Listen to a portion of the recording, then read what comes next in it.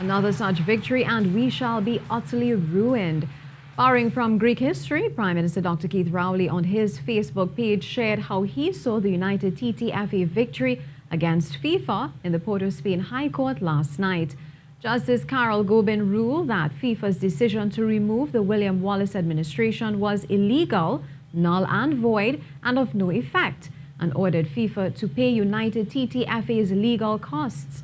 Referring to Pyrrhus, king of Epirus from Pyrrhic wars 2,000 years ago, Dr. Rowley said success that comes at such a high price and at other people's expense sometimes results in the price of the victory proving too costly to have been worth it. He said what it means is that we, boys and girls, men and women, are free to play by ourselves and against ourselves because nobody will be allowed to play with or against us.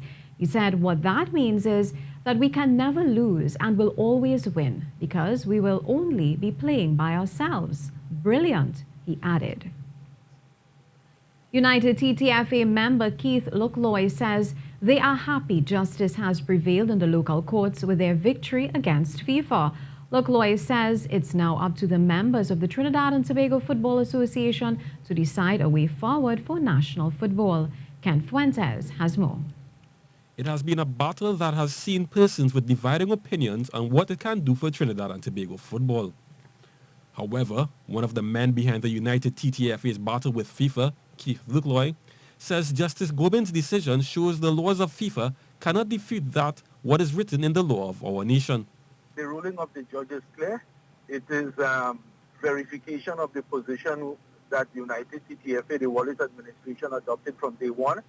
The judge has said a number of things in her ruling, facts that I will quote, which are, firstly, that FIFA statutes do not trump or do not supersede Trinidad and Tobago law, and therefore FIFA had no legal basis on which to remove the Wallace administration.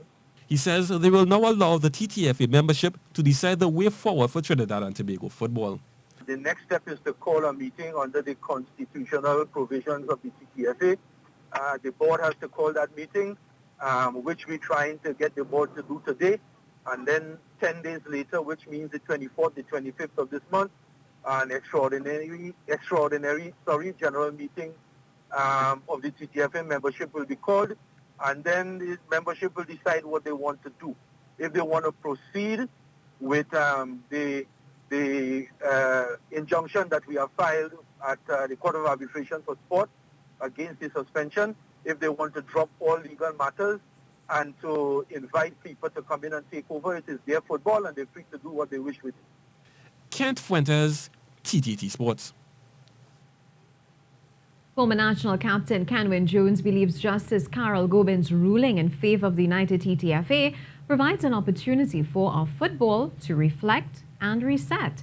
While the battle is not over for local football, Jones, like many, is also waiting to see what happens from here on. Ken Fuentes has more. His resume in local football speaks for itself. 91 caps, 23 goals, and captain of the national team before he retired. He says what has happened in the courts with Trinidad and Tobago football is the combination of years of mismanagement. To be honest, I think it's just an end result of bad governance, bad intentions for quite some time, not specifically down to what is happening now. I think we're just reaping the ramifications of that. Jones says we'll have to see what happens from here on with the historic United TTFA's victory. The former national footballer says a key factor that has to be taken into consideration is the future of our aspiring footballers.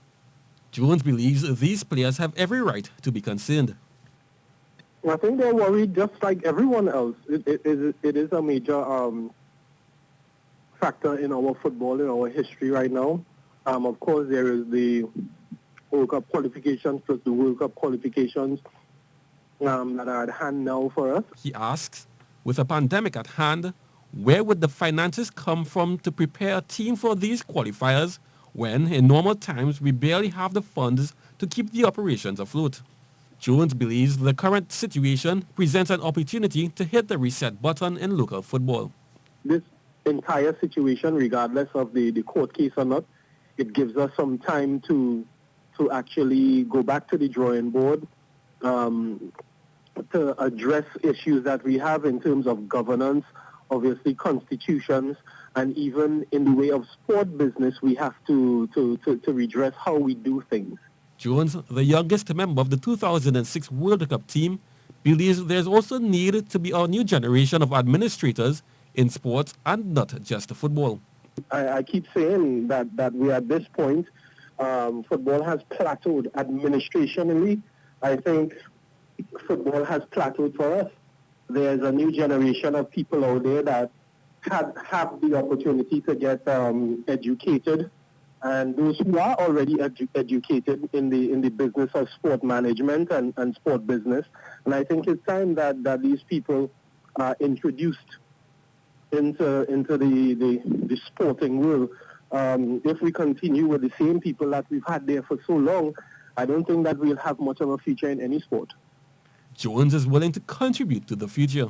At this point in time for me, I am at the stage of educating myself on sports management. So I am looking forward to adding my knowledge and my volunteering my time after this to be able to affect change within our federations and in our society where sports management is concerned. Kent Fuentes, TTT Sports.